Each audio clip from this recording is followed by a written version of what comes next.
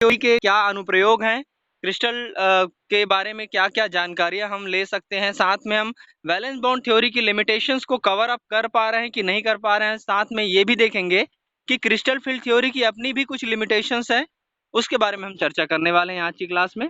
तो basically applications of CFT crystal field theory के हम 6 पॉइंट्स पर चर्चा करेंगे। Colours of transition metal complexes, magnetic property of transition metal complexes, relative liability of complexes, stabilization of oxidation states, stereochemistry of complexes, distortion of octahedral complexes, साथ में कुछ limitations। अगर समय रहा तो हम कंपैरिजन पर भी चर्चा करेंगे, वैलेंस बॉन्ड थ्योरी और सीएफटी पर, और कुछ क्वेश्चन आंसर भी होगी आज की क्लास में। तो सबसे पहले एप्लीकेशंस आता है colours of transition metal complexes. ये तो आप सभी जानते होंगे कि ट्रांजिशन मेटल कॉम्प्लेक्सेस मतलब डी ब्लॉक के जितने कॉम्प्लेक्सेस होते हैं उन सभी में मैक्सिमम कंपाउंड में कलर्स पाए जाते हैं, और उसके कलर्स के होने का कारण आपको पहले पता होगा क्योंकि वो पैरामैग्नेटिक बिहेवियर शो करते हैं, मतलब युग्मित इलेक्ट्रॉन होते हैं। लेकिन आपने कंफर्म नई जानकारी थी कि केवल युग्मित इलेक्ट्रॉन मात्र होने से कोई कॉम्प्लेक्स जो है कलरफुल कैसे होगा, स्पेक्ट्रम कैसे देगा, मतलब वो पहले व्हाइट कलर रहेगा, मात्र अनपेयर्ड इलेक्ट्रॉन आने से वो कलरफुल कैसे होगा। ये जानने के लिए आपको जानना होता है कि वो जो अनपेयर्ड इलेक्ट्रॉन होते हैं वो स्प्लिट होने के बाद से कलरफुल देना स्टार्ट करते हैं। स्प्लिट होने का मतलब है जब उसमें स्प्लिटिंग होगी और उनके जो ऑर्बिटल्स हैं उनकी एनर्जी जब डिफरेंशिएट होगी Eg और T2g में, तो जब इलेक्ट्रॉन दो अलग अलग एनर्जी लेवल में, जब एक एनर्जी लेवल से ग्राउंड स्टेट लेवल एनर्जी से अपर स्टेट में जाएगा, मतलब Eg से T2g में जाएगा या T2g से Eg में जाएगा, तो जब वो लोअर एनर्जी लेवल से हायर एनर्जी लेवल में जाए और हायर एनर्जी लेवल से जब लोअर एनर्जी लेवल में लाए, तो जो एनर्जी रहता है वो क्या करता है, वो रिलीज करता है। वही एनर्जी जो रिलीज करेगा वो स्पेक्ट्रम के फॉर्म में आपको दिखाई देगा। अब चूंकि वो अनपेड होगा तो ये तय रहेगा कि अनपेड है, तो आसानी से जंप करेगा वो अपर एनर्जी स्टेट में, और अपर से कहाँ पे आएगा, लोअर में आएगा। तो इस कारण से वो जो कॉम्प्लेक्स होगा वो क्या नजर आएगा आपको, कलरफुल नजर आएगा, क्योंकि Eg और T2g दो अलग अलग एनर्जी लेवल होते हैं और दोनों में ही इलेक्ट्रॉन जो है जंप करके जाता है Eg में या Eg से T2g में, और इस कारण से दोनों एनर्जी लेवल के एनर्जी डिफरेंस की वजह से इलेक्ट्रॉन एनर्जी को इमिट करता है, वही एनर्जी आपको स्पेक्ट्रम के फॉर्म में नजर आता है। अब चूंकि वो अलग अलग कॉम्प्लेक्सेस के लिए उसके इलेक्ट्रॉन के बीच का स्प्लिटिंग अलग अलग होगा, इसलिए उनकी एनर्जी स्पेक्ट्रम भी अलग अलग होंगे, इसलिए वो कॉम्प्लेक्सेस के कलर भी अलग अलग नजर आएंगे। इसी पर आप आइडेंटिफाई कर सकते हैं कि वो कॉम्प्लेक्स ये कलर का क्यों नजर आता है, क्योंकि उसके समय इलेक्ट्रॉन जब जंप करता है तो उतनी ही स्पेक्ट्रम वाली एनर्जी क्या करता है, रिलीज करता है, वही आपको विजिबल फॉर्म में नजर आता है। ये किसी भी ट्रांजिशन मेटल कॉम्प्लेक्सेस से कलर होने का कारण ये होता है क्योंकि वो उस पर्टिकुलर एनर्जी में इमिट करता है। अब इसमें दो रीजन आते हैं। कई बार आपको लगता है कि लोअर एनर्जी से जब हायर में जाएगा तो एनर्जी ऑब्जर्व करेगा, तो जब एनर्जी ऑब्जर्व करेगा तो दिखेगा क्या, तो इसमें सप्लीमेंट्री कलर आता है। सप्लीमेंट्री कलर का मतलब मैं नेक्स्ट क्लास में बताऊंगा आपको कि पर्टिकुलर किसी भी कलर को जब एब्जॉर्व करता है तो उसके सापेक्ष में, उसके अगेंस्ट में एक दूसरा कलर जो है आपको विजिबल दिखाई देगा। अगर वो दूसरे कलर को ऑब्जर्व करता है तो ठीक पहला कलर आपको ऑब्जर्व इमेज दिखाई देगा। तो इसमें दोनों काम कॉम्प्लीमेंट्री कलर रहता है। अगर एक कलर को ऑब्जर्व करता है तो दूसरा कलर जो है आपको दिखाई देगा, या इमिट करेगा तो भी आपको दूसरा कलर दिखाई देता है। ये आपस में एक दूसरे के सप्लीमेंट्री कलर्स कहलाते हैं, जिस पर हम नेक्स्ट क्लासेस में चर्चा करेंगे। पर उसके कलरफुल होने का रीजन Eg और T2g के इलेक्ट्रॉन्स में एनर्जी डिफरेंस की वजह से आता है। इसमें कुछ एग्जांपल्स भी हैं आपको देखने को मिल सकते हैं। एक तो टाइटेनियम हेक्साको आयन का है, जो कि ग्रीन कलर और येलो कलर को एब्जॉर्व करता है व्हाइट कलर में से। इसका मतलब ये है कि उसका कलर जो है कौन से कलर का नजर आएगा आपको, पर्पल कलर का नजर आएगा। सेम वैसे ही कोबाल्ट के साथ भी होता है, हेक्सामीन कोबाल्ट कॉम्प्लेक्स के साथ भी सेम ऐसी कलर का नजर आता है। इसमें भी अलग कलर एब्जॉर्व करेगा और दूसरा कलर क्या होता है उसमें इमिट होता है, तो वो आपको कलर नजर आएगा। विजिबल में जो आपको विवग्योर जो कलर होते हैं, बेजानी हप्पी नाला आप जिसे जानते हैं, उस कलर में से पर्टिकुलर कोई ना कोई एक कलर को क्या करता है, वो एब्जॉर्व करता है या इमिट करता है, तो उसके अगेंस्ट में एक दूसरा कलर आपको क्या करेगा, नजर आएगा। यही उसके कलरफुल होने का रीजन होता है। Next one, magnetic property of complexes. ये तो आप जानते होंगे कि अनपेयर्ड इलेक्ट्रॉन की संख्या के बेसिस पे आप मैग्नेटिक मोमेंट को क्या करते हैं, कैलकुलेट करते हैं। यहाँ पे एक फार्मूला आपके पास होगा, mu s is equal to n plus two Bohr magneton. Bohr magneton magnetic moment का यूनिट है, और n is equal to the unpaired electron, numbers of unpaired electrons है। तो आपको पता होगा दो प्रकार के हम कॉम्प्लेक्सेस के बारे में चर्चा करते हैं, एक लो स्पिन कॉम्प्लेक्स होता है और एक हाई स्पिन कॉम्प्लेक्स होता है। तो आपको पता होगा कि लो स्पिन कॉम्प्लेक्सेस में नंबर्स ऑफ अनपेयर्ड इलेक्ट्रॉन्स जो रहते हैं वो आपको कम नजर आएंगे, और हाई स्पिन कॉम्प्लेक्सेस में आपको अनपेयर्ड इलेक्ट्रॉन ज्यादा नजर आएंगे। तो आपको दोनों में अनपेयर्ड इलेक्ट्रॉन की संख्या अलग अलग होगी, तो दोनों के मैग्नेटिक मोमेंट आपको अलग अलग नजर आएंगे। दोनों सेम कॉम्प्लेक्स हो सकता है, लेकिन दोनों में एक ही सेंट्रल मेटल आयन होगा, लेकिन दोनों में अलग अलग लिगेंड आने से उनके जो अनपेयर्ड इलेक्ट्रॉन की संख्या अलग अलग होती है, इसलिए उनके जो मैग्नेटिक मोमेंट वैल्यू होते हैं वो भी दोनों के अलग अलग होंगे। जैसे आपको मैंने बताया था कि इनर स्पेयर कॉम्प्लेक्स और आउटर स्पेयर कॉम्प्लेक्स जो होता है, उसमें इनर स्पेयर कॉम्प्लेक्स जो बनेगा जिसमें इलेक्ट्रॉन जो होता है वो पेयरिंग करता है, तो उसके पास अनपेयर्ड इलेक्ट्रॉन की संख्या कम होगी, वो तुम्हारा कहलाएगा आपका हाई स्पिन कॉम्प्लेक्सेस कहलाएगा। और जैसे ही, क्योंकि उसमें स्ट्रॉन्ग लिगेंड रहता है, स्ट्रॉन्ग लिगेंड होगा तो वो कहलाएगा strong ligand, strong field ligand है, तो आपके लिए वो क्या कहलाएगा, लो स्पिन कॉम्प्लेक्स कहलाएगा। और अगर अनपेयर्ड इलेक्ट्रॉन की संख्या ज्यादा है तो वो कहलाएगा हाई स्पिन कॉम्प्लेक्सेस, वो आउटर स्पेयर कॉम्प्लेक्स होगा, और उसमें पाया जाने वाला लिगेंड जो होगा वो वीक फील्ड लिगेंड होगा। तो वीक फील्ड लिगेंड में आपको पता होगा ताकत ज्यादा नहीं होने से वो इलेक्ट्रॉन को पेयरिंग नहीं करवा सकता, इलेक्ट्रॉन को पेयरिंग नहीं करवाएगा तो सारे इलेक्ट्रॉन क्या रहेंगे, अनपेयर्ड। तो अनपेयर्ड इलेक्ट्रॉन की संख्या ज्यादा होगी तो वो कॉम्प्लेक्स कहलाएगा हाई स्पिन कॉम्प्लेक्स। ऐसे हाई स्पिन कॉम्प्लेक्सेस में उसका मैग्नेटिक मोमेंट की वैल्यू क्या होती है, अधिक होती है, और लो स्पिन कॉम्प्लेक्स में मैग्नेटिक मोमेंट की वैल्यू लो होती है। ये आपको इसी पर बेस्ड आपको समझ में आ जाएगा। ये इस आधार पे आप ये बता सकते हैं कि कौन से कंपाउंड्स में कितना मैग्नेटिक मोमेंट पाया जाता है, उस बेसिस पे आप किसी पर्टिकुलर कॉम्प्लेक्स के मैग्नेटिक प्रॉपर्टीज के बारे में अब जजमेंट दे सकते हैं कि वो कॉम्प्लेक्स में कौन कौन से कितनी मैग्नेटिक प्रॉपर्टी पाई जाती है, वो पैरामैग्नेटिक कितना होगा, वो फेरोमैग्नेटिक कितना होगा। आपने पहले पढ़ा होगा कि प्रति चुंबकी, लौह चुंबकी, प्रति लौह चुंबकी, इस प्रकार के जो प्रॉपर्टीज होते हैं वो सारे property numbers of unpaired electron और number quality of unpaired electron पर डिपेंडेंट होते हैं, और ये सभी के सभी लो स्पिन और हाई स्पिन कॉम्प्लेक्स पर बेस्ड होते हैं, जो कि सीएफटी अपने कंसेप्ट में एक्सप्लेन करता है। इसमें कुछ एग्जाम्पल भी आपको देखने को मिल सकता है, जो एग्जाम्पल मैंने शो किया हुआ है। जैसे एक एग्जाम्पल है टेट्रा थायोसाइनेटो कोबाल्ट का एग्जाम्पल मैंने शो किया हुआ है, जिसमें मरकरी आउट में रहता है, तो कोबाल्ट का 2+ जो रहेगा उसमें D7 रहेगा। तो D7 में नंबर्स ऑफ अनपेयर्ड इलेक्ट्रॉन 3 होते हैं, तो उसके लिए नंबर्स ऑफ अनपेयर्ड इलेक्ट्रॉन 3 होंगे, तो उसके लिए जो Bm की वैल्यू होगी वो अलग होगी।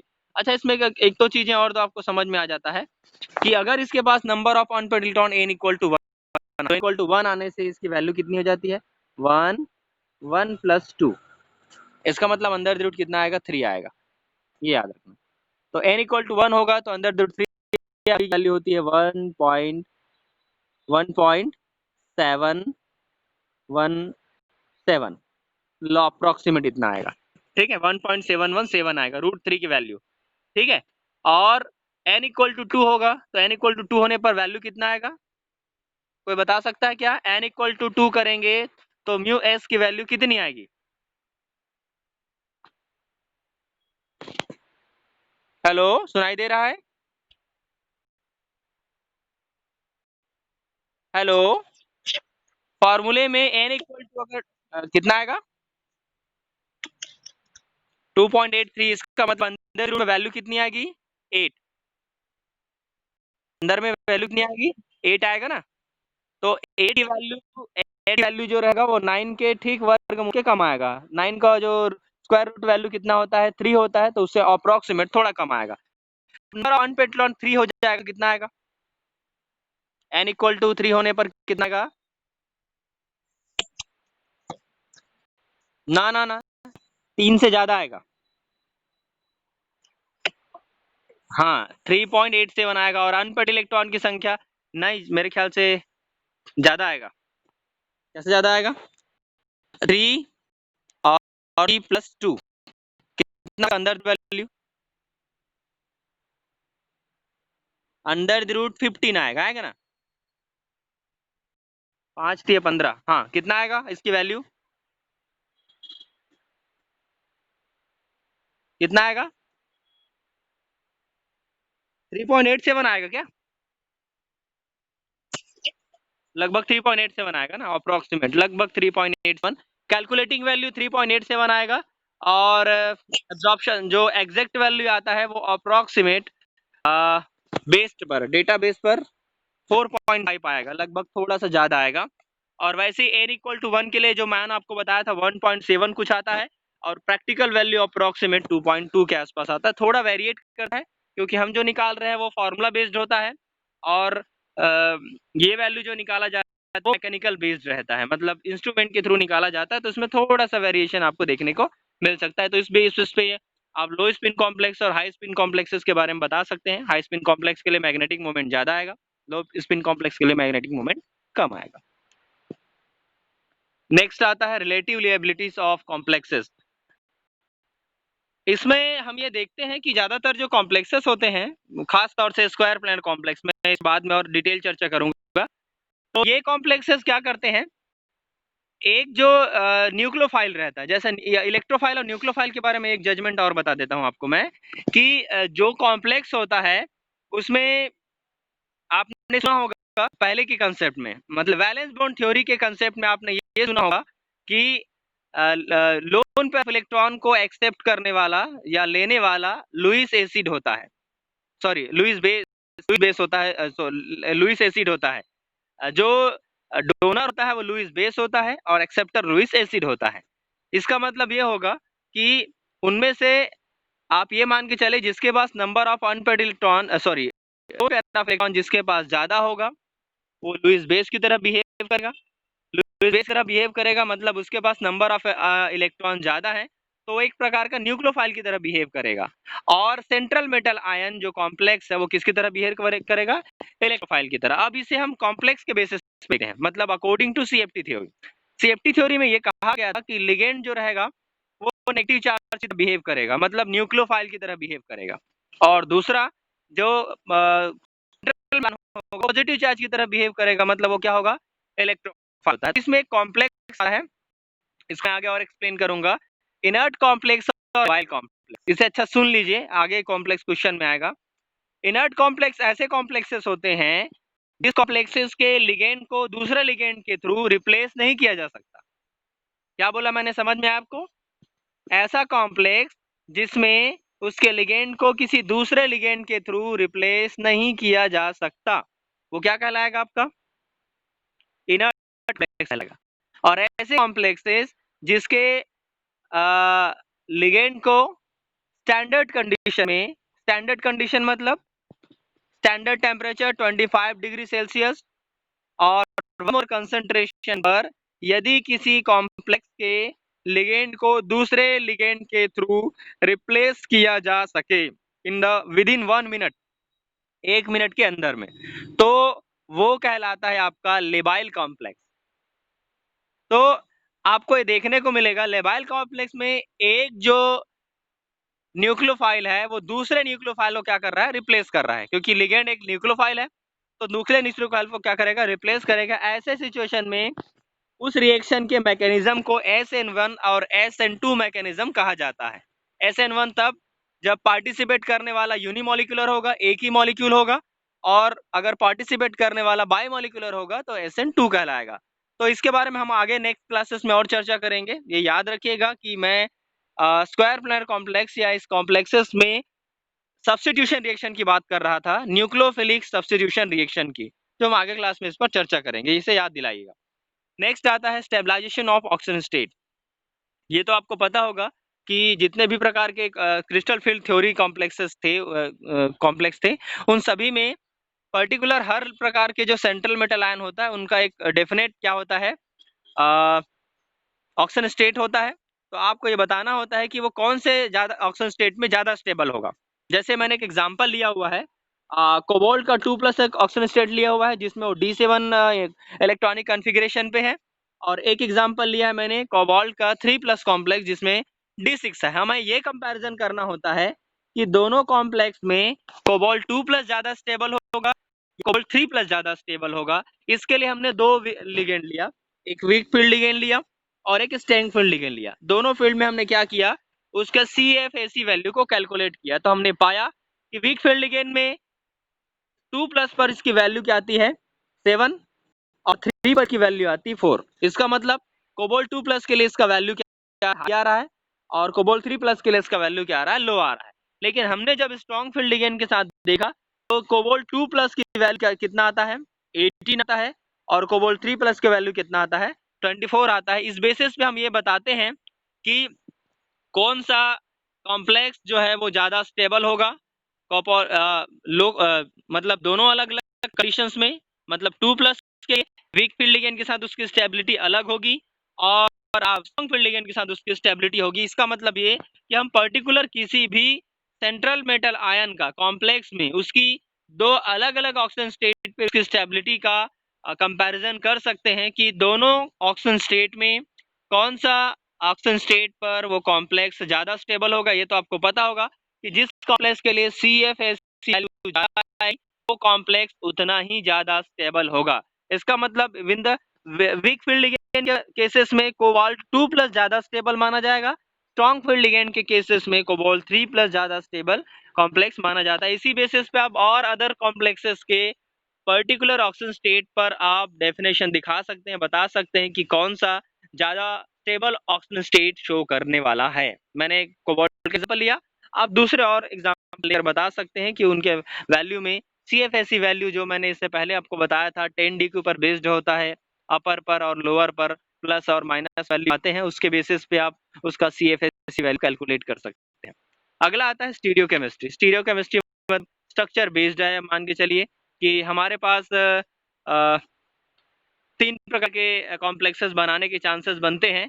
एक 3D और 4F और 5D आयन में कॉम्प्लेक्सेस बनते हैं। इसमें एक एग्जांपल है कॉपर 2 प्लस।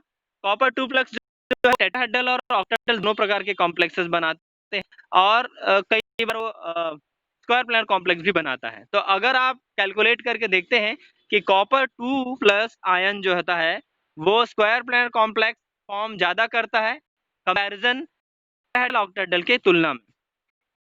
है कि जब वो स्क्वायर प्लेनर कॉम्प्लेक्स बनाता है तो उस समय उसकी वैल्यू होती है CFSE value, maximum value show होता है। इसका मतलब ये है कि जब 2 प्लस जो है वो स्क्वायर प्लेनर कॉम्प्लेक्स बना था तो उसका CFSE वैल्यू आता है 12 into 8DQ। जब है तो 6DQ और टेट्राहेड्रल बनाता है तो 0.56 आता है। इसका मतलब इसमें ये जज किया जाता है कि कौन से स्टीरियो, कौन से स्ट्रक्चर पर वो ज्यादा स्टेबल शो करेगा। तो आप किसी भी कॉम्प्लेक्स का और ऐसा कन्वर्शन करके देख सकते हैं कि अगर कोई एक पर्टिकुलर कॉम्प्लेक्स, एक पर्टिकुलर मेटल जो है वो अलग अलग प्रकार के स्ट्रक्चर में, अलग अलग प्रकार के स्टीरियो पे वो कॉम्प्लेक्स फॉर्मेशन करता है तो उस कॉम्प्लेक्स फॉर्मेशन में उसका CFSE वैल्यू कितना है। अगर वो किसी एक पर्टिकुलर कॉम्प्लेक्स में मैक्सिमम CFSE वैल्यू शो करता है तो आप ये मान के चल सकते हैं कि वो सबसे मैक्सिमम स्टेबिलिटी वाला स्ट्रक्चर है। तो कॉपर के लिए तीनों में से स्क्वायर प्लेनर, टेट्राहेड्रल, ऑक्टाहेड्रल में से सबसे आसानी से CFSE वैल्यू की मैक्सिमम वैल्यू देखकर आप शो कर सकते हैं कि कॉपर का ये वाला स्ट्रक्चर जो स्टीरियो है वो सबसे ज़्यादा स्टेबल माना जाएगा।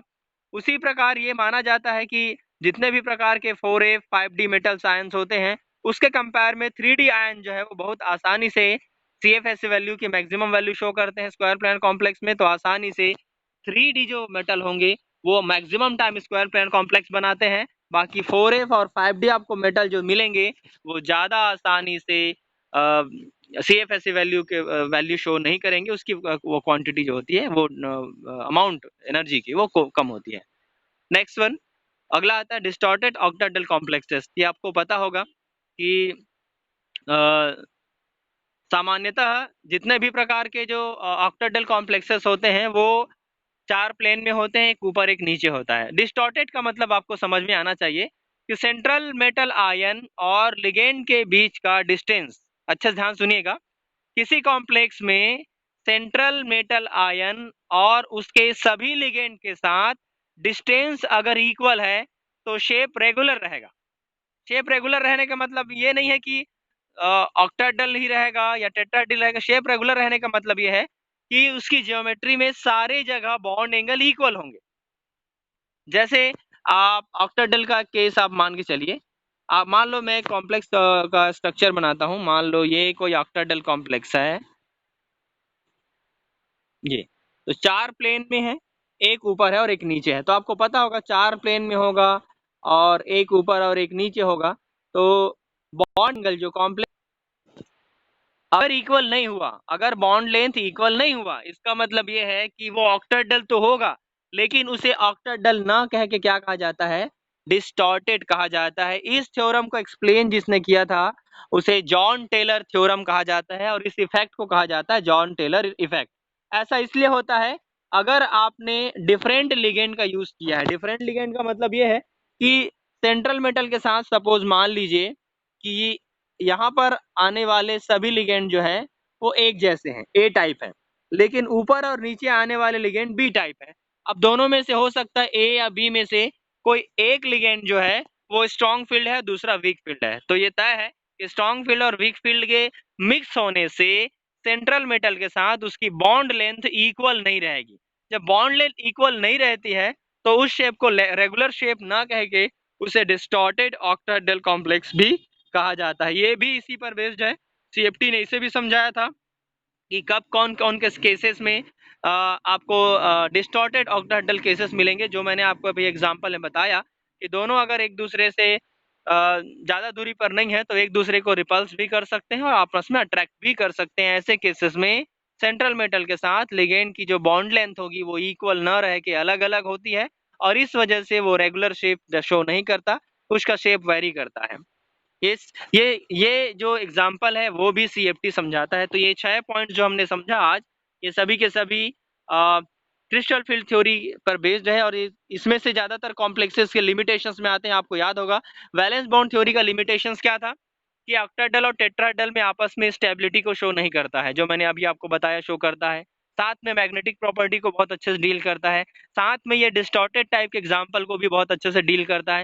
ये सारी चीजें जो वैलेंस बॉन्ड थ्योरी डील नहीं कर सकती थी उसे कौन डील करती है, क्रिस्टल फील्ड थ्योरी डील करती है। अब अगेन इसके बाद भी बहुत सारे ऐसे कंसेप्ट है जिसे लिगेंड फील्ड थ्योरी एक्सप्लेन नहीं कर सकते, नहीं कर पाया। उनमें से कुछ पर्टिकुलर एग्जाम्पल आपके सामने है। पहला, in crystal field theory model, metal ligand bonding is taken to be purely electrostatic, which is quite unrealistic. It provides no account partial covalent character of the metal ligand bond. ये कहा जाता है CFT के through कि metal ligand की bond 100% electrostatics होगी, जो कि ऐसा लगता नहीं है कि कोई भी बॉन्ड 100% कभी भी इलेक्ट्रोस्टैटिक नहीं हो सकती।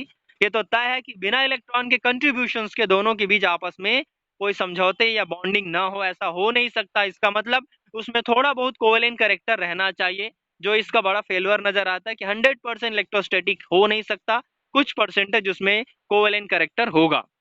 साथ में the theory cannot be explained for the relative strength of ligand. For example, it provides no account why OH has a smaller splitting than H2O.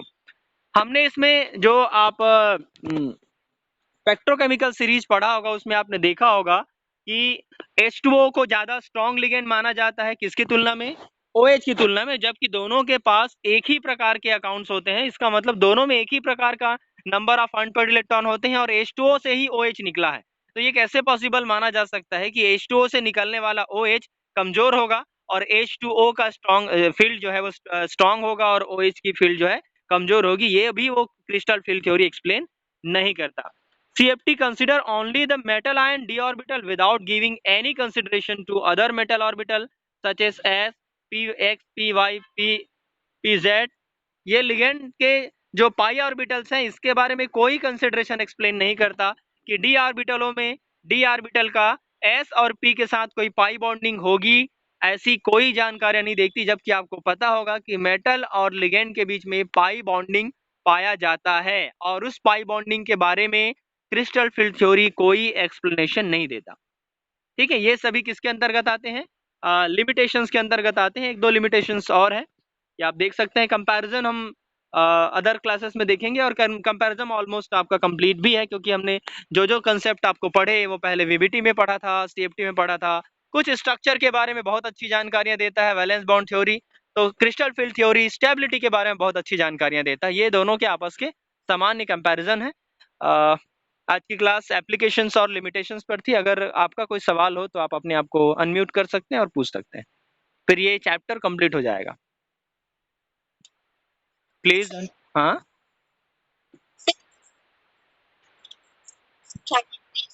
Stabilization of oxygen state, इसे समझने के लिए आपको थोड़ा सा नंबर ऑफ अनपेयर्ड इलेक्ट्रॉन पर जाते हैं। जैसे आपको कोबाल्ट के पास D7 है, अच्छा समझिएगा इसको ना। अगर वो D7 है तो D7 में स्प्लिटिंग जब होगी तो स्प्लिटिंग में EG ऊपर होगा और T2G नीचे होगा, इसे समझ लीजिए अच्छे से ना। तो आपको पता होगा अगर वीक फील्ड लिगेंड है तो वीक फील्ड लिगेंड में ये जो गैप होगा वो कैसा रहेगा, कम रहेगा। कम रहेगा मतलब वो क्या करेगा, पेयरिंग करेगा। पेयरिंग करेगा मतलब नीचे में कितना इलेक्ट्रॉन आएगा, नीचे में कितना इलेक्ट्रॉन आएगा, प्लीज बताइए कितना आएगा। 7 इलेक्ट्रॉन में से नीचे में कितना आएगा, ऊपर में कितना आएगा, तब जब दोनों के बीच गैप ज्यादा नहीं है। कितना आएगा, हेलो, 7 इलेक्ट्रॉन को डिस्ट्रीब्यूट कीजिए, T2G में कितना आएगा, EG में कितना आएगा।